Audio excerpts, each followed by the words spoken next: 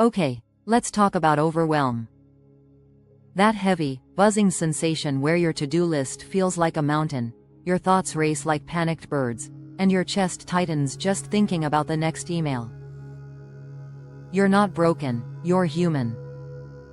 And when the world feels like it's spinning too fast, self-care isn't indulgence, it's your life raft. Not the scented candles and bubble bath kind, though no shame if that helps, but the gritty, practical, anchoring kind that actually pulls you back from the edge. Here's what truly works, served straight up in real talk. First, breathe like you mean it. Seriously. I know you've heard this 1,000 times, but when's the last time you actually did it? Not a shallow sip of air, but a deep, belly-filling breath that makes your diaphragm drop. Overwhelm lives in your nervous system, it's your body screaming, danger. Even if you're just staring at a screen. Try this right now. Inhale slowly for 4 counts, hold for 2, exhale for 6. Repeat 5 times. Feel that? Your shoulders just unhitched from your ears. This isn't woo-woo, it's physiology. Longer exhales trigger your parasympathetic nervous system, flipping the switch from fight or flight to rest and digest. Keep this in your back pocket. When chaos erupts, steal 60 seconds. Close your eyes. Breathe like your sanity depends on it, because it kinda does. Second, ruthlessly prioritize your must-dos. Overwhelm often masquerades as productivity. You're juggling 15 tasks, convinced they're all urgent, and guilt-tripping yourself for not crushing them all. Stop. Grab a pen. Write down everything swirling in your head, work deadlines, laundry, that awkward text you forgot to answer. Now, circle one thing that, if done today, would make everything else feel lighter. Just one. Not 5. Not, I should really, nope. What's the keystone task? Do that. Ignore the rest until it's done. Why? Because accomplishment, even tiny, builds momentum. Crossing off loading the dishwasher might not feel epic. Well, your brain registers, I handled something. I'm not powerless.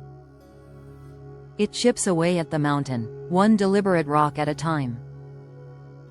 Third, dial down input overload. Your brain isn't wired for 24/7 notifications, endless scrolling, and 3 screens blazing at once. That mental static? It's digital pollution. Try a sensory detox. Silence your phone for 90 minutes. Close extra browser tabs. Better yet, step outside. Walk around the block without earbuds. Notice the crunch of leaves, the smell of rain, the way light hits a window. This isn't avoidance, it's resetting your frazzled nervous system. When you bombard your senses non-stop, your body stays stuck in low-grade panic. Creating pockets of quiet, even micro moments, gives your mind space to recalibrate. You'll return clearer, sharper, and weirdly, less buried. Fourth, move your body, gently. Notice I didn't say, crush a spin class, or run 5K. When you're drowning, aggressive exercise can feel like another demand. Instead, reconnect with your body in small, kind ways. Stretch your arms overhead like you're reaching for the sky and sigh loudly. Shake out your hands and legs like a wet dog. Seriously, it releases tension. Or just walk. Not for fitness, but for rhythm. Left foot, right foot, repeat. Motion disrupts the paralysis of overwhelm.